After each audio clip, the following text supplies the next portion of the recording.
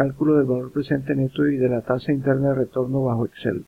Veamos este caso sencillo donde se trata de invertir 100 millones de pesos para recibir al cabo de un año 70 millones y al cabo de 50 millones para una rentabilidad mínima esperada del 22% efectiva anual. Al calcular el BPN con la fórmula, tendríamos que BPN para una tasa de descuento del 22% sería igual a la sumatoria de las entradas, son dos las entradas. Si las trasladamos al punto cero, el 70 se iría multiplicado por el factor 1.22 a la menos 1 y el 50 se iría trasladado por el mismo factor 1.22 pero a la menos 2. La sumatoria de esos dos valores en el punto cero serían 70 por 1.22 a la menos 1 más 50 por 1.22 a la menos 2. Y habría que restar en la fórmula la sumatoria de las salidas, que sería solamente el valor de 100 y que ya está en el punto cero, por lo tanto no requiere de traslado. Así calcularíamos el valor presente neto. Realizamos ese cálculo y eso nos daría lo siguiente: más 70 por 1.22 elevado a la menos 1 más 50 por 1.22 elevado a la menos 2 menos 100. Quiere decir que el valor presente neto de ese proyecto sería menos 9.029. De otro lado, para calcular la tasa interna de retorno, tendríamos que recurrir a la ecuación del BPN, que dice para TIR, cuando utilizamos la TIR como tasa de descuento, el valor presente neto es 0 y sería igual a 70, el factor ahora sería 1 más TIR, elevado a la menos 1, más 50 por el factor 1 más TIR elevado a la menos 2, menos 100. Sin embargo, sin una calculadora financiera o una hoja de cálculo, nos correspondería hacer tanteo para determinar el valor de TIR que satisface esta ecuación. Veamos cómo procede el cálculo del valor presente neto y de la tasa interna de retorno bajo Excel. Inicialmente hay que indicar que se realiza una tabla con la información del enunciado. Esta tabla siempre iniciará con la columna periodos y concluirá con la columna flujo de caja resultante. Entre esas dos columnas irán las columnas que pertenecen a los conceptos que impliquen entradas o salidas de dinero. Para nuestro caso, digamos que estos dos valores son ingresos y este valor de 100 sería la inversión inicial.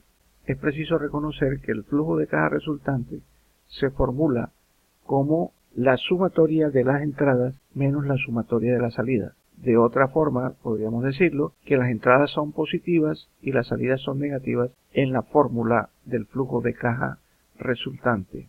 Entreguemos entonces a continuación los valores que corresponden a cada columna. En la inversión inicial encontramos que en el punto 0 hay que desembolsar 100. Registramos entonces en el punto 0 los 100 millones de pesos del desembolso correspondiente a la inversión inicial. Los ingresos serían 70 en el año 1 y 50 en el año 2. De esta forma, el flujo de caja resultante sería positiva la columna del ingreso y negativa la columna de la inversión. Esa fórmula se copia hasta el final de los periodos y se procede entonces a calcular el valor presente neto de la siguiente manera. Excel no trae una función que sustituya el valor presente neto exactamente. Tiene una que se llama valor neto actual y que con ella se puede llevar al punto 0 aquellos valores que no estén en el 0. Por ejemplo, el 70 y el 50 lo llevará Excel con BNA al punto 0. ¿Qué faltaría al BNA para hacer valor presente neto? Faltaría el flujo de caja resultante del periodo 0. Por eso, al calcular el BNA, vamos a tener una cifra que sumada al flujo de caja resultante del periodo 0 nos arroja el valor del valor presente neto. Procedemos en consecuencia. El BNA lo encontramos en f de x en las funciones financieras. Por ejemplo, sería una forma de encontrarlo. Aquí está en orden alfabético, encontramos el BNA, le damos a aceptar.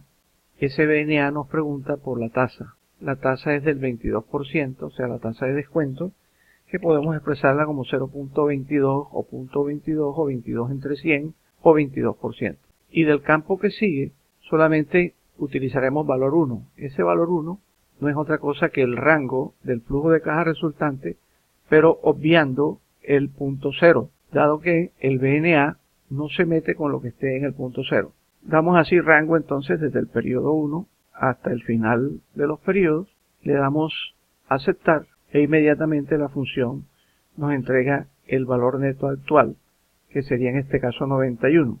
Pero como lo que nos interesa es el valor presente neto, debemos realizar la operación de suma del BNA con el flujo de caja resultante del periodo 0. De esta forma, Excel nos regala el resultado el mismo que nos dio con la fórmula. Hay una diferencia debido al formato, pero si aumentamos los decimales, observaremos que el resultado que nos da con la función es exactamente el mismo que obtuvimos bajo la vía de fórmulas. Así sería el cálculo del valor presente neto utilizando la función de Excel. Calculemos ahora la TIR con la función correspondiente. La TIR utiliza la misma tabla confeccionada con los periodos, el flujo de caja resultante y los conceptos. Una vez que la invocamos por f de x, igualmente en financiera, nos vamos a TIR, aceptar. Ella nos pregunta por los valores. Los valores corresponden al flujo de caja resultante, ahora sí, tomado desde el periodo 0 hasta el final. Le damos a aceptar. Nos dice la TIR entonces que este proyecto rinde el 13.9%, es decir, un poco menos que la tasa de descuento, que es la mínima esperada. Por lo tanto, este proyecto debe ser rechazado. La TIR entonces nos confirma lo que el BPN nos indica, y es de que el proyecto estaría entregando un valor inferior al mínimo esperado y afectaría su rendimiento a precios del punto 0 en 9 millones de pesos. En el presente proyecto se ha podido utilizar las funciones BNA y TIR, puesto que el flujo ha sido periódico. ¿Qué quiere decir esto? Que los accidentes ocurren en periodos anuales. Pero ¿qué pasaría con un proyecto donde los periodos fueran irregulares? Veamos a continuación un caso. Démosle lectura al presente proyecto para tomar de allí la información con la cual se pueda construir la tabla. Se señala que se tiene un proyecto donde se requieren desembolsos así: 6.284.048 el 8 de septiembre de 2019 y 7 millones de pesos el 3 de octubre de ese mismo año. Si el proyecto entregará 8 millones de pesos el 20 de mayo del 2020 y el 17 de agosto del 2020, será recomendable invertir en él para una tasa de descuento del 2% efectiva mensual. Entonces, registremos los accidentes en la medida en que vayan ocurriendo. Inicialmente hay un desembolso en la fecha 8 de septiembre del 2019. Marcamos 809-2019 por valor de 6.284.048. Hay un siguiente desembolso por 7 millones de pesos el 3 de octubre del 2019. 3/10/2019 por 7 millones. 7 millones. Y luego el proyecto entregará ingresos de 8 millones tanto el 20 de mayo como el 17 de agosto del 2020.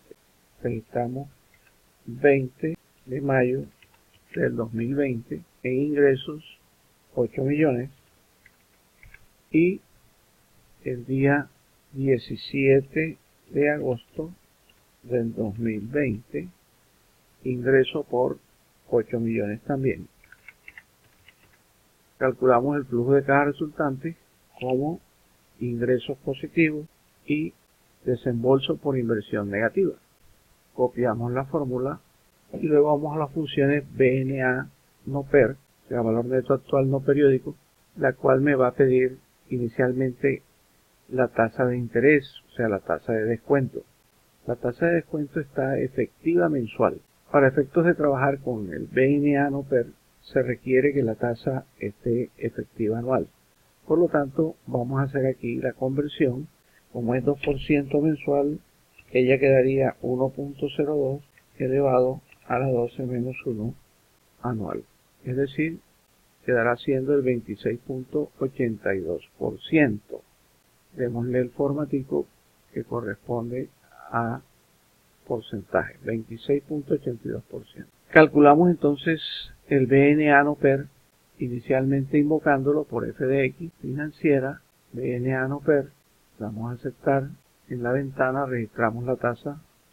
En valores, el flujo de caja resultante. Recordemos que con el BNA había que hacerlo solo a partir del primer periodo, del periodo 1 y no del periodo 0. En este caso sí hay que tomar como flujo de caja resultante desde el inicio hasta el final. Y luego registramos las fechas. Le damos a aceptar y da 0. Este valor del BNA no PER, en los casos de accidentes no periódicos, el BNA no PER calculado resulta ser el mismo BPN. Este valor de BPN igual a 0 nos dice que este proyecto rinde exactamente la tasa de descuento utilizada, es decir, el 26.82%.